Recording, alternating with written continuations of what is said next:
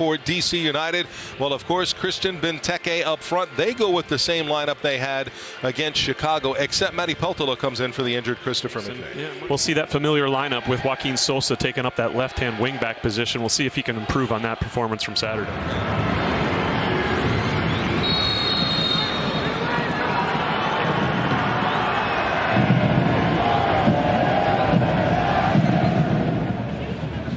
For the next game.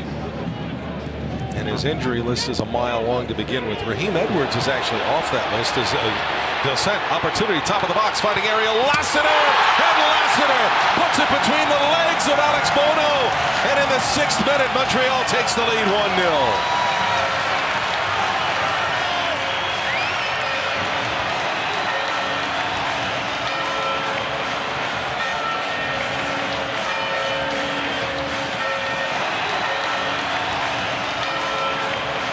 What are you saying? At some point, you got to take the machine in for an oil change and a tune-up?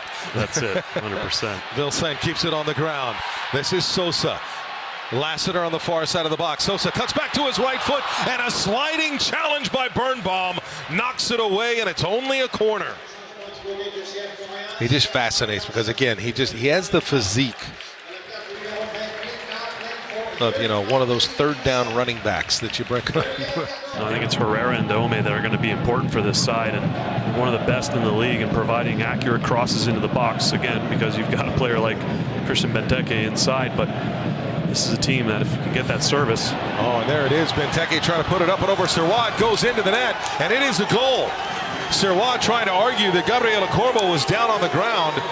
Play was not whistled dead. Sirois had to try and jump over Corbo to get to Benteke. And this is not off his head, but he touches it up and over the Montreal keeper, and we're level at 1. Well, Benteke took advantage of the situation, absolutely, and you're right. There's Jonathan Sirois, Joel Waterman are under, almost to a certain extent, where they all kind of stopped when they saw Gabriel Corbo go down. The ball's headed back in here. Christian Benteke doesn't stop. Fabulous little touch over the head of Jonathan Sirois.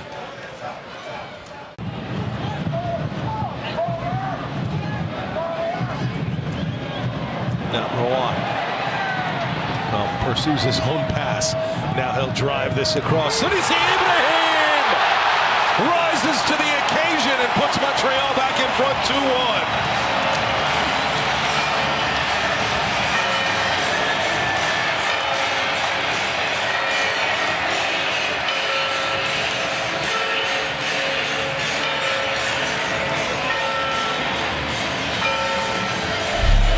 We just got finished talking about how successful DC are in those positions and providing accurate crosses. Well, Montreal is somewhat lacking in that stat this season, but Rouen does the right thing here. And does he ever pick out Sinisi Ibrahim? And it makes it essentially a fairly easy routine header, although he's got to come backwards and just get a solid head to it because he's so close to goal. You can see Christian Dahomey just along the ground there looking for anything that's going to come underneath the wall, because you can expect that Alex Bono wants that wall to jump. So Peltola picks up the yellow. He is not a player in danger of missing. Now touchback. Schieer! The set piece works for Montreal. And just like that, it is now 3-1. Matthew Schieer. He buries it. He gets his 2nd of the season.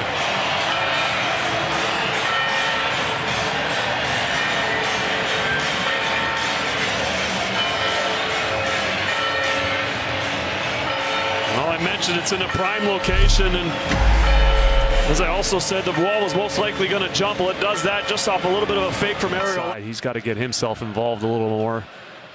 Attack, provide service. Touched ahead. This is Stroud. Sitters. There's Benteke. Save is made by Sirois. I beg your pardon. That was actually Christian Dahomey.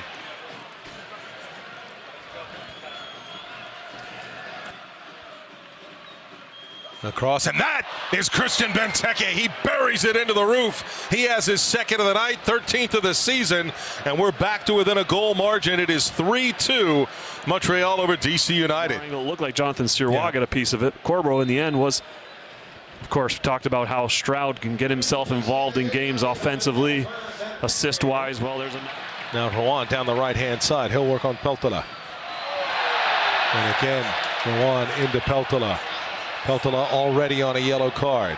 Schieer wondering why not another. So giving yellow cards as a player, you've got to recognize that. You can't put yourself in those vulnerable positions. And right there, Peltola knows he's probably going to get beat. So and at that moment, you just kind of have to let Rowan get the step on you and hope that you have... So Matti Peltola does pick up his second yellow card in stoppage time of the first half. And DC United will have to go the second 45 down a man. Yeah, and that's a tough one to take if you're a DC United fan. And Peltola, of course, opt to bring in Yankov for Samuel Piet and give up that defensive presence for more offense being up a man. Now Rowan gets it from Lassiter, almost an own goal, and then Ibrahim can't turn it on frame. He puts it wide of the mark. All the way across for Rowan, alone on the edge of the area. Delme comes out on him. Now Lassiter turns, drives it across, right in front, and it's banged home. Sanusi Ibrahim gets his second of the night, and Montreal has doubled the advantage. It's 4-2.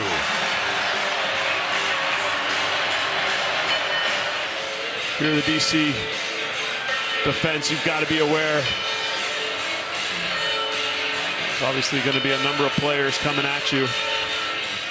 Try and create a turnover in an opportunistic area. And of course, as we mentioned, anytime you get into their Montreal half, can you provide service? Now getting ahead of it. There's the opportunity for Yankov, and he puts it right at Alex Bono. There. Yeah. Decent opportunity here in a decent spot. You got to expect Benteke is going to be the one they're going to be looking for. Sorry, Benteke's out. There, instead, Click goes direct for goal, and Schieer pulls it down. Now Cordoba. Piet. Oh. Edwards wanting to be slipped through. Saliba's there, and Nathan Saliba, he'll take a shot, a deflection, and it's just wide.